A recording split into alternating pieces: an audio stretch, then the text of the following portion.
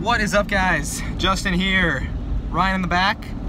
Sabrina's driving us. We are headed down to the Midwest Gaming Classic 2019. And what would MGC weekend be without significant snowfall? We got slammed last night with snow, Winter Storm Wesley. Luckily, we didn't get the brunt of it here. I know there's a lot of places like southwest of here that got it really bad, so I guess at least we have that going for us. The roads are relatively clear right now. We left on time, so we should make pretty good time today. Super excited for this weekend. You know, after a frustrating couple weeks in my town of like game hunting, I missed out on a few deals this past week. I'm on like a 10 or 12 day Goodwill drought right now, and just excited to put that all behind us. Head down to Wisconsin for the Midwest Gaming Classic. Our first stop here is going to be in about an hour. I'm picking up an N64 bundle from a lady, a Facebook deal that I worked out earlier in the week, and then we'll stop at the Goodwill in that same town, and then we'll be on to Wisconsin. So let the MGC 2019 weekend begin. All right, so here's the N64 bundle I just picked up. This ended up being a way better deal than I initially thought it was going to be. We got the system in the bottom here, 4 controllers, 5 controllers actually, 1 third-party one here, but then all the rest of these are first-party, yellow, blue, green, and red. All the joysticks on these are pretty decent as far as N64 stick standards go. And then some decent games here, a bunch of sports ones, but there's GoldenEye, there's Mario Kart Wave Race, there was a Star Fox and NFL Blitz in here, and like all the games had their manuals and stuff too. So I paid $90 for this, and it ended up being a pretty good deal. I was a little bit worried about it initially, but after I saw the condition of like the system and controllers, good way to start the weekend. On to Goodwill. So this Goodwill is usually just like a stretch your legs kind of stop because we rarely ever buy anything from here. They usually have some type of game stuff, but as you can see here, nothing special at all. Ryan and I both did end up buying stuff from this Goodwill though. I just got some of these cords here. These were all $1 or less, like generic AV cords. There was like an Apple charger and like some USB cords that look like they'll work for PS3 controllers. And Ryan actually bought a PC game. All right, so from the Goodwill, I just picked up that stack of cords that I showed briefly, and Ryan got Civilization Chronicles for the PC. And unfortunately, one of these cases was missing one of the discs, but it was marked at $10, and he asked if they would do it for $5 since it was missing one of the discs, and the lady was like, sure. So for $5, that'll be pretty cool. Maybe he'll be able to complete that, find the disc that he's missing. Anyway, we are moving on now to, I believe, another Goodwill, one that we found some stuff at last year. So that's right when we get into Wisconsin.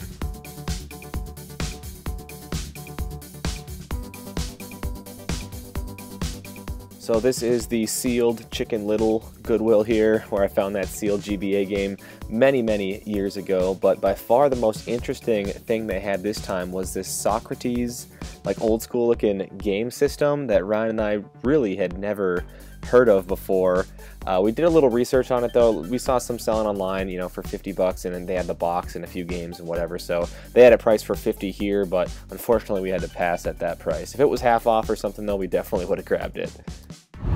So a couple decent finds from that Goodwill in Marinette, Wisconsin. A sealed copy of The Incredibles for the original Xbox, that was $4.99. And then an original NES power supply here, $3.99. Is a little bit steep, like for like an untested power supply. It's a little bit beat up, but as long as it works, that's a pretty good price on it.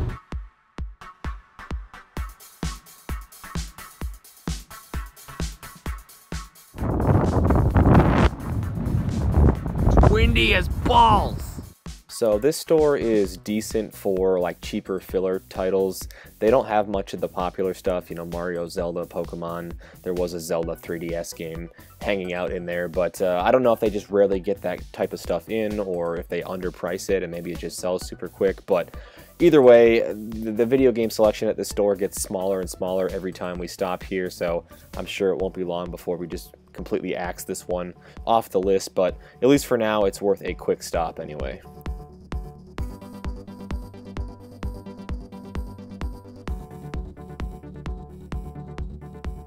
So a couple purchases from the Midwest Trading Company.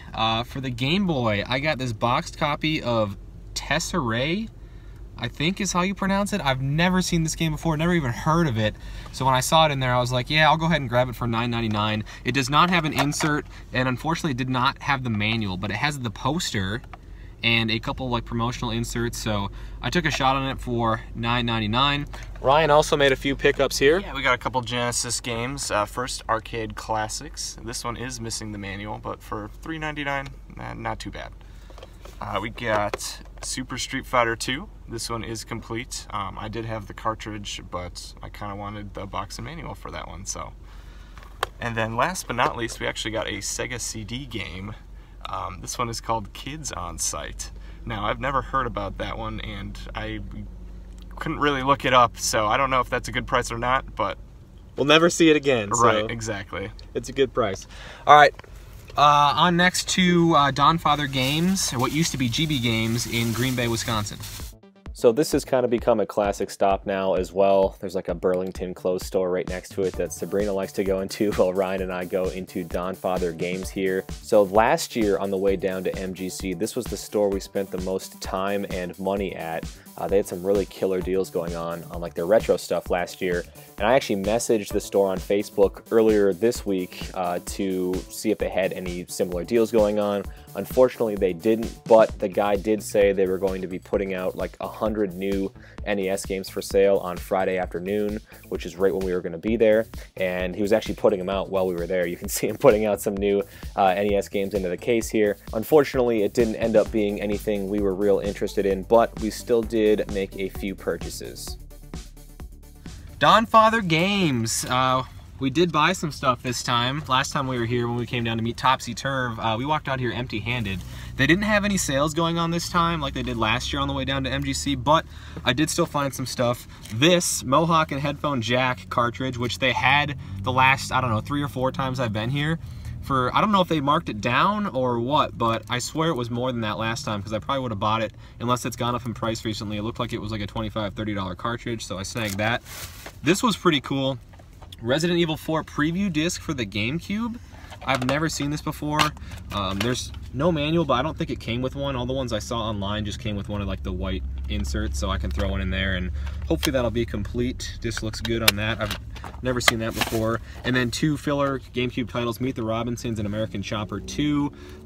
Meet the Robinsons was 4. This was 5, but they had 2 of them. One had a beat up case but was complete, and they let me flip-flop, so I got a good condition case and a complete copy.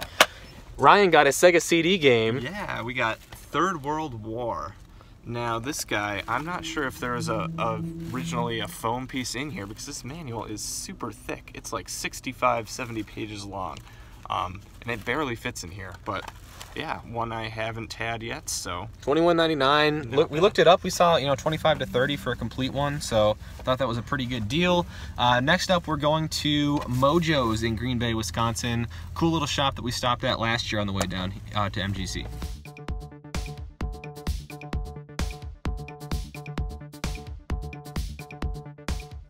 So I believe last year on the way down to MGC was the first time that we stopped in at this particular Mojo's location.